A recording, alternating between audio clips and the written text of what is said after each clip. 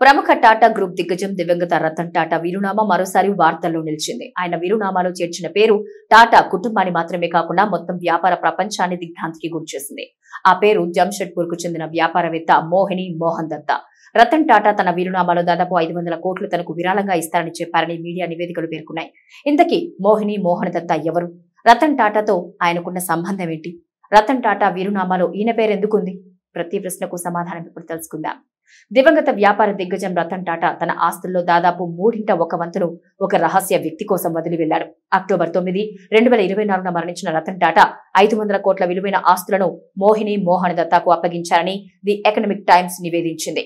మోహిని మోహన్ దత్తా కుటుంబానికి లేదా బిలియనీర్ దాత సన్నిహితులకు అంతగా తెలియని వ్యక్తిగా ది ఎకనామిక్ టైమ్స్ నివేదించింది. వాస్తవానికి టాటా సంపదకు దత్తాను వారసుల్లో ఒకరిగా వీరునామాలో పేర్కొన్నప్పటికీ అది ప్రొబేట్ చేయించుకుని హైకోర్టు ధృవీకరించిన తర్వాత మాత్రమే పంపిణీ చేసే వీలుంది. దీనికి కనీసం 6 నెలల సమయం పట్టే అవకాశం ఉంది. జంషెడ్పూర్ కు చెందిన వ్యవస్థాపకుడు మోహిని మోహన్ దత్తా స్టాలియన్ కు సహ యజమాని కూడా. తరువాత టాటా సర్వీసెస్ లో ఇది భాగమైంది. రతన్ టాటా విలీనానికి ముందు దత్తా స్టాలియన్ లో 80% వాటా కలిగి ఉండగా టాటా ఇండస్ట్రీస్ మిగిలిన 20% వాటాను కలిగి ఉంది.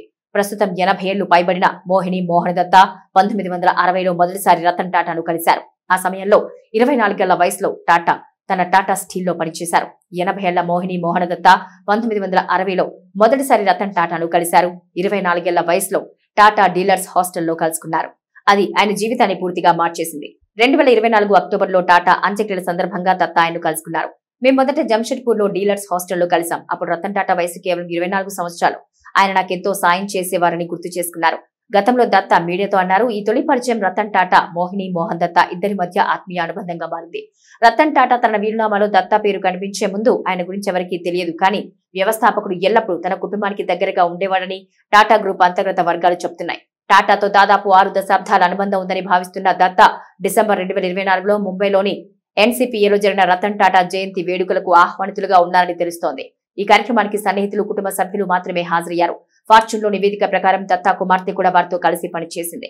మొదట 2015 వరకు తాజ్ హోటల్స్ లో పనిచేయగా తరువాత 2024 వరకు టాటా ట్రస్ట్ లో పనిచేసింది.